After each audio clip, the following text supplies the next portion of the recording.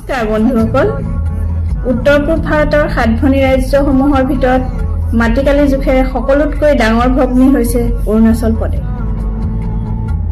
এই অৰুণাচল প্ৰদেশৰ লোহিত আৰু আনজাও নামৰ দুখন জিলাৰ মাজেৰে বৈ আহিছে লোহিত নদী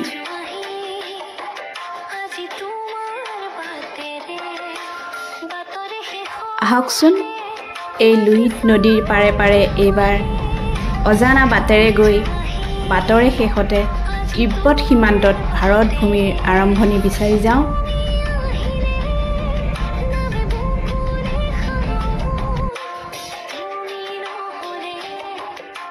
অসমৰ তিনিচুকীয়া জিলাৰ ঢলাত ডক্টৰ ভূপেন হাজৰিকা সেতুৰ কিছু নামনিত লোহিত দিৱাং আৰু চিয়াং নৈ একেলগ হৈ অসমৰ জীৱন ৰেখা স্বৰূপে বৈ আহিছে মহাবাহু ব্ৰহ্মপুত্ৰ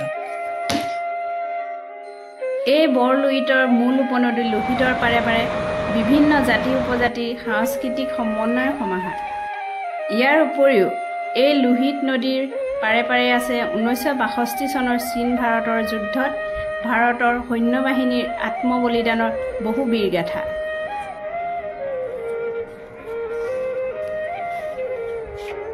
তিনচুকীয়া সদৰৰ পৰা কাকপথাৰ হৈ ডিৰক গেটলৈকে আমাৰ প্ৰায় 2.5 ঘণ্টা সময় লাগিল অসম সীমান্তৰ ডিৰাক গেটত আইএলপিৰ কামখিনি আমি কৰি ল'লোঁ অৰুণাচলত প্ৰৱেশ কৰিবৰ বাবে সকলো ভাৰতীয় লোকৰ বাবেই ইনাৰ লাইন পাৰ্মিশ্যন লোৱাটো বাধ্যতামূলক সেইদৰে অন্য ৰাষ্ট্ৰৰ নাগৰিক হ'লে ৰেষ্ট্ৰিক্টেড এৰিয়া পাৰ্মিশ্যন চমুকৈ ৰেপ লোৱাটো বাধ্যতামূলক আইএলপিৰ মাচুল হিচাপে প্ৰতিজনৰ বাবদ আমি 30 টকাকৈ দিলোঁ লগতে গাড়ীৰ বাবদ 100 টকা দি আমি অৰুণাচলৰ লোহিত জিলাত প্ৰৱেশ কৰিলোঁ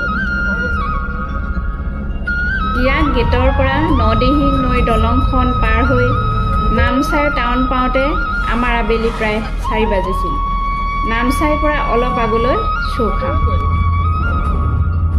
চৌখামত লোহিত জিলাৰ সদৰ স্থান তেজুলৈ যোৱা মূল পথটো এৰি আমি ৱাক্ৰৰ দিশত আগবাঢ়িলোঁ এইখিনিৰ পৰাই পথছোৱা ঠেক আৰু কিছু পৰিমাণে বেয়া আছিল লোহিত জিলাৰ এখন সৰু মিচিমি জনপদ হৈছে ৱাক্ৰ ইয়াৰ কাষতে আছে Kamlang wild life century Kamlang নৈ দুই পাৰে অৱস্থিত এই অৰণ্যৰ শোভা বৰ সুন্দৰ আমাৰ কামলাং নৈ দলং পাওঁতে বেলি পাতত বহিছিল কামলাঙৰ সেউজীয়া পানী আৰু অৰণ্য দিগন্তত বিলীন হোৱাৰ দৃশ্য আমি নয়ন ভৰি উপভোগ কৰিছিলোঁ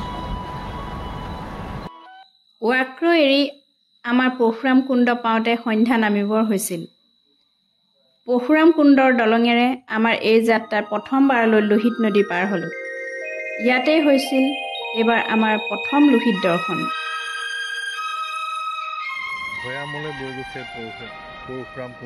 পৰশুৰাম কুণ্ডৰ দলংখনলৈকে আমাৰ যাত্ৰা পথ আছিল প্ৰায় সমতল ভূমি এইখিনিতে লোহিত নদীৰ পানীয়ে পাহাৰৰ খৰস্ৰোতা চঞ্চল ৰূপ এৰি শান্ত সমাহিত ৰূপত ভৈয়ামলৈ বৈ গৈছে লোহিত নদীৰ এই দলংখন পাৰ হৈ সঁচা অৰ্থত আমাৰ গাড়ীয়ে পাহাৰ বগাবলৈ আৰম্ভ কৰিছিল ধীৰে ধীৰে আন্ধাৰ নামি আহিছিল আৰু লগে লগে সন্মুখৰ পথখিনি দুৰ্গম হৈ পৰিছিল এই ঠেক দুৰ্গম পাহাৰীয়া পথত আন্ধাৰৰ ৰাতি আমাৰ গাড়ী চালক তিনচুকীয়াৰ শ্ৰী শংকু শইকীয়াই যথেষ্ট সাৱধানতাৰে গাড়ী চলাইছিল মাত্ৰ এদিন পুৰণি ইন'ভা খ্ৰীষ্টা গাড়ীখনে লাহে লাহে আমাক লৈ ওপৰলৈ উঠি গৈছিল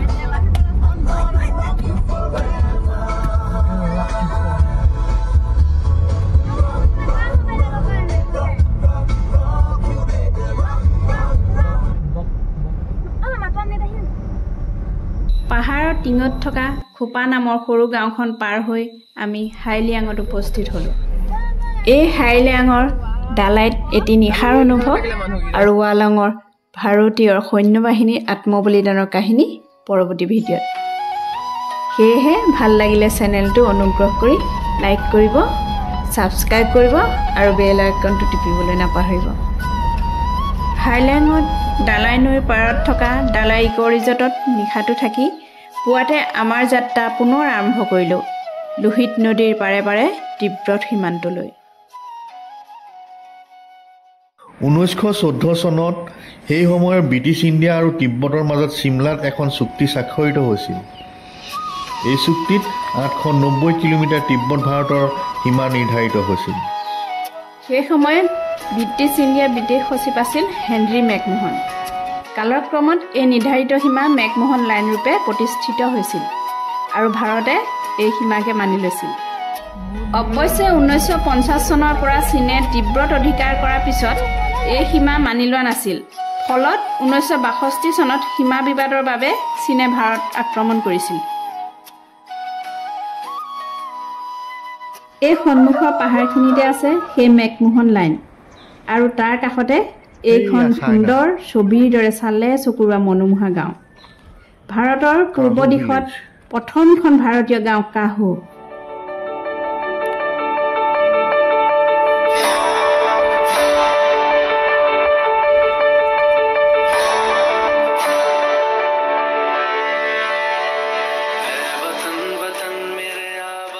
চাৰিওফালে ৰঙা নীলা পাহাৰে আৱৰা লোহিত নদীৰ পাৰত এই কাহু গাঁৱৰ অপৰূপ সৌন্দৰ্যই আমাক সকলোকে মুগ্ধ কৰি তোলে। বিনন্দীয়া প্ৰকৃতিৰ উমাল আৱেশত থকা এই গাঁৱৰ মেৱৰ মানুহখিনি বৰ মৰমীয়াল। কাহু গাঁৱৰ গাঁও প্ৰধানজনৰ ঘৰতে থকা শশী হোমষ্টেত আমি ৰাতি থকাৰ ব্যৱস্থা কৰিলোঁ। এক সুন্দৰ পৰিৱেশ।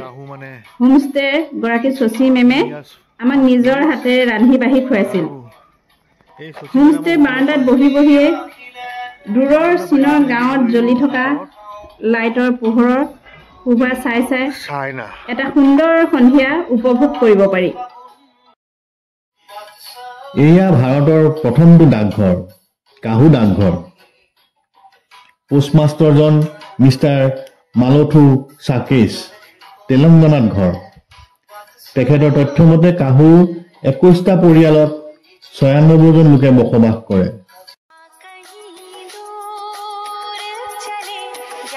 অৰুণাচল প্ৰদেশৰ সেউজ পাহাৰৰ নিজান বাটত আপোন পাহৰা হৈ হেৰাই যাওঁ আমি।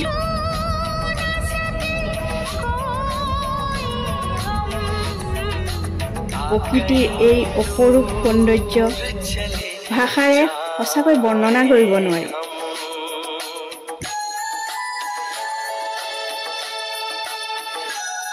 এই গাঁৱত সকলো মেয়ৰ জনজাতিৰ লোক। এই মেয়ৰ জনগোষ্ঠীক জাখৰিং জনজাতি ৰূপেও জনা যায়। আঞ্জাও জিলাৰ কিবিথু চাকুলৰ কেইখনমান গাঁৱতহে এই জাখৰিং লোকসকলে বসবাস কৰে। কিবিথু, কাহু, মিছাই ইত্যাদি গাঁওসমূহত প্ৰায় 2000তকৈও কম জনসংখ্যাৰ জাখৰিং লোক ভাৰতত আছে। অৱশ্যে তিব্বত দেশত এই জনগোষ্ঠীৰ লোক জনসংখ্যা ভাৰততকৈ বেছি। তথাপি জাখৰিং ভাষাটোক বৰ্তমান ক্ৰিটিকেলি এণ্ডেঞ্জাৰ্ড লেংগুৱেজ হিচাপে গণ্য কৰা হয়। এইফালে ওপৰলৈ উঠি ITBPৰ দ্বাৰা নিয়ন্ত্ৰিত এটা ৱাচ টাৱাৰলৈ যাব পাৰি। তাৰ পৰা দূৰবীনৰ সহায়ত তিব্বতৰ অঞ্চলবিলাক ভালদৰে চাব পাৰি। মেয়ৰ লোকসকলে বৌদ্ধ ধৰ্ম পালন কৰে। কাষতে এয়া কুঞ্জাং ফুনচক চয়লিং গুম্পা, গাঁওখনৰ উপাসনাৰ স্থলী। কাহু গাঁওখনৰ পৰা কেইশ মিটাৰমান আঁতৰত মেকমোহন লাইনৰ পৰা তিব্বতৰ জয়ালছু নদীখনে ভাৰতত প্ৰৱেশ কৰি লোহিত নদীৰ নাম লৈছে। এইখিনিতে লোহিত নৈখন উত্তৰ দিশৰ পৰা দক্ষিণ দিশলৈ বৈ আহিছে।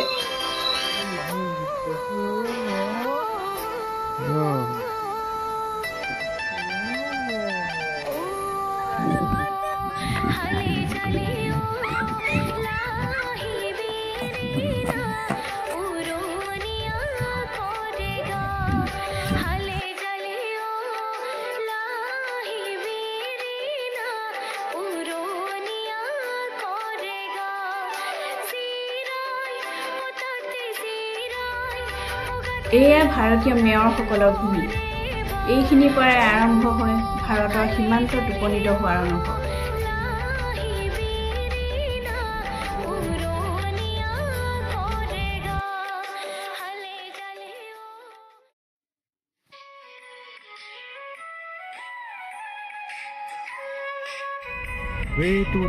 এই লোহিত নদীৰ পাৰে পাৰে যাই আহিছোঁ আমি কাহুত ভাৰতৰ প্ৰথম সূৰ্যৰ কিৰণ চাবলৈ। ভাৰত ভূমিৰ আৰম্ভণি চাবলৈ। ইমান সহজ সৰল শান্ত পৰিৱেশ, যেন সময়ো ৰৈ যায় এই গাঁৱত। এনে লাগে যেন সৰলতা আৰু সৌন্দৰ্যই হাতে হাত ধৰি ইয়াত আগুৱায়। বিলীন হৈ যায় জীৱনৰ কৃত্ৰিম উপলব্ধি। চকুৰে দেখা নয়নাভিৰাম দৃশ্যখিনি কেমেৰাত বন্দী কৰাৰ বৃথা চেষ্টা কৰি যাওঁ। পাহাৰৰ সেউজীয়াখিনি গাত লৈ সেউজীয়া হৈ বৈ যোৱা লোহিতৰ পানীবোৰে আমাৰ মনবিলাকো সেউজ কৰিব। এই সেউজীয়াখিনি যেন সদায় এনেদৰে থাকক আমাৰ মনত, অৰুণাচলত, পৃথিৱীৰ সকলো কোণত। সেউজীয়া